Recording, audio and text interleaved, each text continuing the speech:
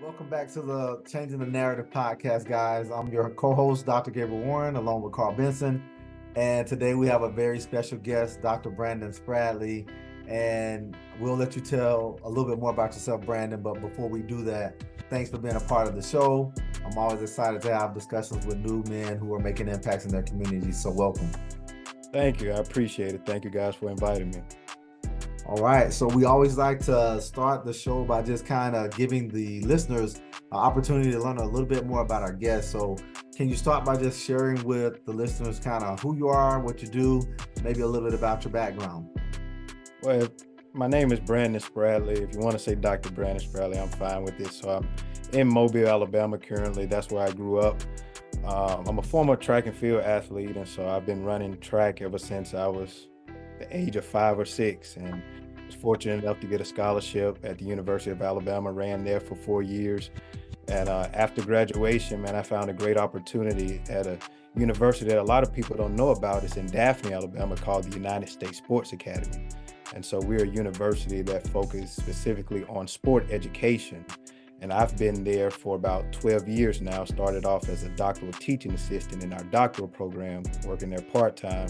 And now I'm currently the dean of the Cronin Summit School of Sport Business. And I've been doing that for almost a year now. And so it's a lot of challenges. It's definitely some new experiences, but I'm along for the journey. And man, it's been great so far.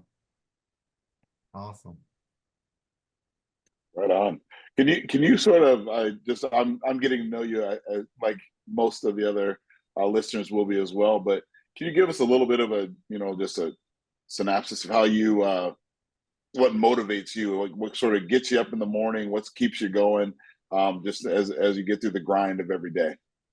Well, one of the things that I left out is that I'm a pastor as well, at a church in Saraland, Alabama, New Life Restoration Church. And so I have a Mhm. strong relationship with God. That's always been my source of motivation, just really making that connection and finding my source of strength and peace in Him. And so every day I wake up, man, I try to say a prayer, just showing gratitude and appreciation for everything that he's done for me, and kind of wake up and get started on the day trying to follow his will, understanding what he wants me to do. But also a big part of my motivation is my wife and kids. I'm married to my lovely wife of a little more than 10 years now, or almost 10 years, Camilla Spradley. And then we have two children, Gabrielle and Layla, and they're my source as well, man. And so Right. always thinking about them and seeing how I could be a positive role model as a husband, as a father, and really just as a man of God. So I would say between God and my family, man, those are the two Right. things that really keep me going. Right on. I appreciate you. That's good. So I imagine, being, one being an administrator at a college, but then also being a pastor, that there are probably lots of ways that you give back to your community. So could you kind of share with us a little bit about like what are some of those things? What are the things you're most passionate about that kind of leads itself into kind of you giving back and serving and helping out in your community? I think one of the things that I'm really passionate about, especially within our church, we have what is called a care ministry. And a couple years ago was really impacted by COVID, because we would go to people's houses who were sick and shut in. We would go to the nursing homes, and it more so affected elderly people and the sick and shut in. And man, we would just try to brighten up their day any way we could. So whether that was singing, praying, giving them a word of encouragement, and we would always have some type of gift for them. And so we've been doing that for a number of years, and I really saw the power of God working through us in that. But as I said, it kind of was affected by COVID a little bit. And so over the last year or so, we've kind of got it back up running. And so that's really been a passion of mine, just um, doing stuff outside of the four walls of the church, Mhm. making sure that we're making an impact and advancing the kingdom of God that way. But in terms of professionally, my dissertation focused on concussion awareness and education. And even though I wasn't a great football player, I stuck the track. But concussions has been affecting even young student athletes for quite some time, and we're just kind of getting to a point of being educated about the signs and symptoms. And so I decided to focus my dissertation on educating coaches and student athletes. And so for the Mm, last several years, I had an opportunity to develop or help develop a concussion awareness program. We partnered with some colleagues from the University of South Alabama, and we were able to go into the Mobile public high schools and educate the coaches, educate the student athletes, and we kind of did a little bit of research along with it, and we did find that our education program increased their knowledge and their overall attitudes about concussion. And so I've been passionate about that, even mhm. though it's a little bit of outside of my scope in terms of my department, because mostly I focus on like sport management and the business side of the sport industry. But that's always been a passion of mine, and I hopefully I can get back to it in the years to come. Gotcha. Is the sports academy, is that a 4-year school or a 2-year, or what's the setup? And I'm just curious about that. I'm really interested. I always look for opportunities for young people to jump into some things. I was just curious about that. It was not on my list. I apologize.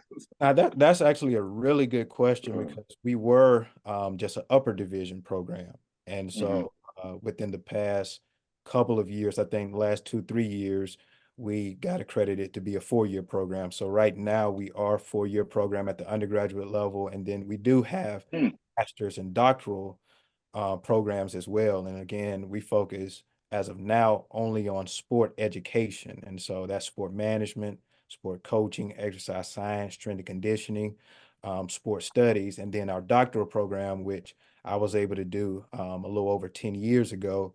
It specifically focuses on sport management. And so, again, a lot of people don't know that we are an accredited university. We have Mhm. accreditation through regional accreditation through SACS, SACS COC, and then we have programmatic accreditation with ACBSP with our sport management programs. And so we're in the process of kind of marketing ourselves. We've Mhm. been known as a art museum. Again, it's in Daphne, Alabama. So we have the largest collection of sport art in the world. And a lot of people come to our building just to look at the art because there's a big connection just with sport and art. But we want also people to know that we are an accredited university and we have degrees. And a lot of coaches at the college and professional level have been through our program. So, Right on. So I apologize. Thank you for answering that question. For that was just a personal interest question that I wanted yeah. to ask, but I did have a, as we look at society as a whole, I'm going to throw you a little harder question now. We look at a lot of misconceptions that folks have on black men in general, specifically, whatever that looks like. Could you tell us a little bit about how you see that? What are some misconceptions that maybe you see in your either work life or the life at the church, whatever that looks like, and then sort of maybe something you would do to help eradicate that from society as a whole. It's a little harder question, but I know that you can handle it. Well, yeah, absolutely. And I know that, some of the narratives have been black men are lazy, but it was an interesting conversation when I was in a doctoral program. The dean at that time, his name, and I feel comfortable saying his name was Dr. Mike Magnoli. And this is a older white gentleman. He's passed away over the last couple of years, but he had a conversation with me and another black student at the time, and basically he said, because you are a black man, unfortunately, you might have to work 2 to 3 times harder than everybody else. And I appreciated that honesty because, again, this is a white man who has had a lot of different experiences. He was a former president at a university and he dismissed everybody. He kept me and the other guy back there, and he said that. And so I've always kind of taken that attitude and that mindset that I'm going to work hard, even in Mm-hmm. the face of adversity. I'm going to try to be resilient. I'm going to try to make sure that I do the best that I can to represent not only myself and my family, but represent just as a black man, because unfortunately, there are just so many stereotypes that are out there. And so, if we can, through our work, dispel some of those stereotypes and make sure that the perception of a black man is solid with a foundation of truth, honesty, transparency, resilience, that's how I take the day in my profession as well as in my church life. And so I just appreciated somebody being honest with me and based off their experiences, letting me know. And I've always taken that attitude. Right on. All Um, right. that's good, man. And it kind of sets us up really good for our next question because, I know nobody gets to a certain level of success without having mentors, right? So it Yeah. kind of sounds like this gentleman you just mentioned is one, but can you think about anybody else as far as people who've mentored you along your journey, whether that was in sports, whether that was where you are now, whether that's pastoring, all of that. How important is that to you? And then think about it both from being a mentor, but then also being a mentee. Yeah, mentorship is absolutely critical if you're going to get anywhere in life. And so I got to start off with my dad, really both of my parents, my mom and my dad, but especially my dad because he is a strong Black man. And so he was an educator for 20 years and he was a track and field coach. And a lot of people saw my dad. My dad was tough, my dad was hard, but he was what I would say a manly man. And so he was not just my father, but he was just a father figure to a lot of students and athletes just over the years. And so I've always looked up to him and I've always seen just him take a level of responsibility and accountability. And that's really fallen to me as well. It's interesting because now I'm his pastor. And so that, that's an interesting dynamic, but I've always looked at him as a mentor. I actually have another mentor that's a pastor, and I'll give him a shout out. His name is Reverend Billy King, and I asked him to be my mentor because I just felt God was really weighing on my spirit. He was like, "You need a mentor in this season."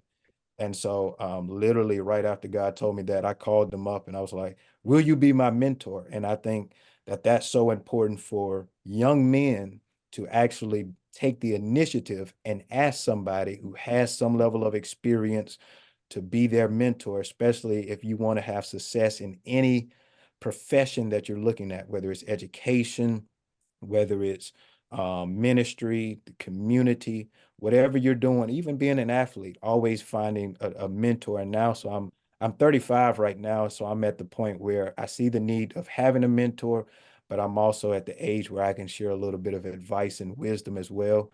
And so I've had a number of young men in their 20s and even some teenagers ask me to serve as their mentor. And so the biggest thing is time.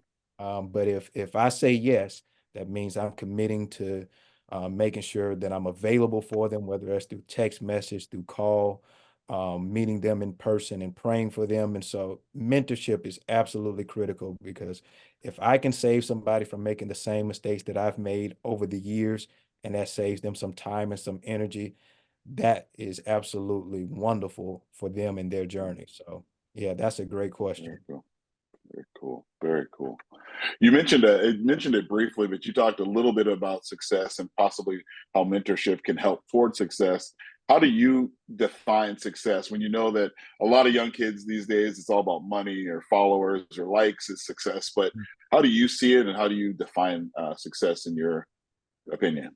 Yeah, that's a good question. For me, it is really comes back to my relationship with God. And so if I'm fulfilling my purpose and my reason for being here, which can be tough, I'm not going to sit here and over spiritualize it and act like I know everything that I'm doing and I know the direction that I'm going. But if I can have some level of responsibility and purpose for why I'm here, and I can take that every day, that's really how I define success. Hmm.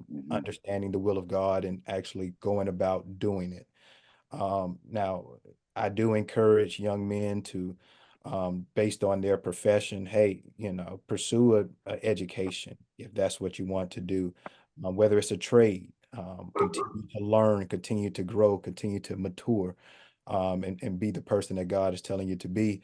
And if you're making money in the process, that's great as well. And so, we always try to kind of focus so much on the financial piece, which is critical, but I like to look at it from a holistic standpoint and saying, hey, are you growing spiritually, mentally, emotionally, practically, financially? And if you're doing all of those things, I think you're headed in the right direction. And so that's how I kind of define success as a holistic approach and making sure that you're fulfilling God's purpose over your life. Amen. Appreciate That's really that. good, man. So just thinking about some of the things you've been sharing with us so far, I mean, you check a lot of boxes when we think about changing the narrative. Of course, you came from a two-parent home, you went to college, student athlete, you transitioned into, great professional career, you're pastoring, husband, father. So I'm curious, could you share with us and our listeners from your perspective, what should the narrative be about what it means to be a Black man in today's culture? Because I think that question is what we're really trying to, communicate to our listeners. So you mind kind of weighing in on that? Yeah, absolutely. I mean, being a Black man, it's not easy, number one. And I don't want to give a perception that it is easy. We're going to make mistakes. We're going to fall sometimes, and it's always just those situations where we're looking for direction and guidance. But at the end of the day, I feel like as a Black man, we want to do what's best for our families and our communities. At the end of the day, we want to represent um, society in general, from a Black man standpoint, and just looking at it just for how God has really brought me to the point where I'm at. It's really understanding that, man, God's grace has got me to this point. And so if I can always look at it from that standpoint, I feel like I can move forward and I can feel like I can do what God is telling me to do. And so always taking a level of responsibility, taking accountability for your actions and decisions, and understanding that, and Gabe, you mentioned this, that mentorship is absolutely critical from a Black man standpoint. I'm not saying you can't have another race mentor you, because I think that's important as well. But I can look back over my life and I can name a number of Black men. And I believe one of the people that y'all have already had on your podcast, Carl Floyd. I call him Ant. And, I know that if I'm not mistaken, that's your cousin, Gabe. And he served as a big mentor in my life. And I actually got a chance to see him on yesterday. And so seeing Black men be successful is really the narrative that we want to share, not just within the Black race, but in all races, knowing that, hey, we're out here, we're taking care of our families. We want to shed a positive light on our communities and do what is right in the eyes of God. So, Right on. Right on. I know that, and I'm not, if you want followers and all those type of things, we can certainly, put all your information in the chat. But how would you, I guess, as we begin to wrap up a little bit, but how do you look at, how do you want people to follow your journey, are you doing anything right now that you want to make sure that people know about, that we can obviously promote not only through the podcast, but through conversations right now, and if it's social media, or if it's maybe the academy itself or something along those lines? yeah, absolutely. I'm probably most active on Facebook. You could just look me up and type my name, Brandon Spradley.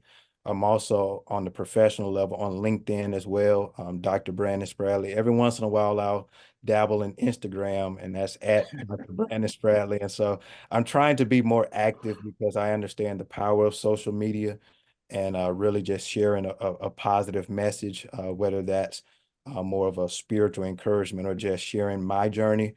I will say one of the recent accomplishments that I've shared on social media was that I was named for the 40 under 40 2004 class for Mobile Bay, which Okay. I'm not real big on accomplishments and sharing my accomplishments, but I'm not going to sit here and lie. That was something that I was very appreciative of. And so I thought that was worth sharing on my social media pages. You can, if you want to learn more about the United States Sports Academy, you can visit our website at ussa.edu. We're doing a number of new and exciting things. We've always had a international presence, but we're trying to establish more of a domestic presence now. And we're starting sports teams, which is exciting as well. Interestingly, in the history of the institution, 50 plus years, we've always did sport education, but we've never had sport teams. And Wow. so, Okay.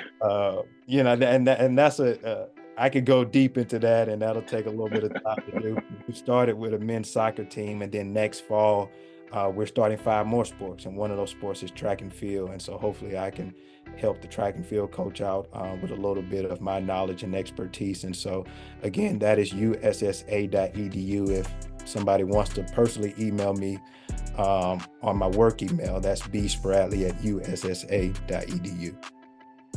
Awesome, man.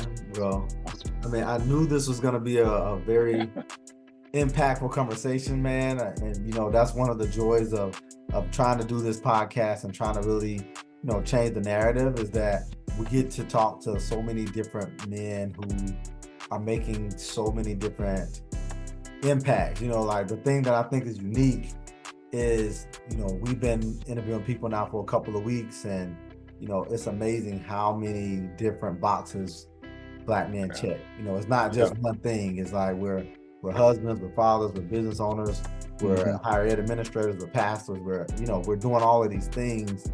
And, you know, it just kind of excites me to know that, you know, there are individuals out here around the country that are really doing these things. So, man, definitely congratulations for being in the top 40 under 40. That's a huge accomplishment. I'm sure they value that, and we do too, man. So we appreciate you for taking time out and sharing with us a little bit about your perspective on this subject.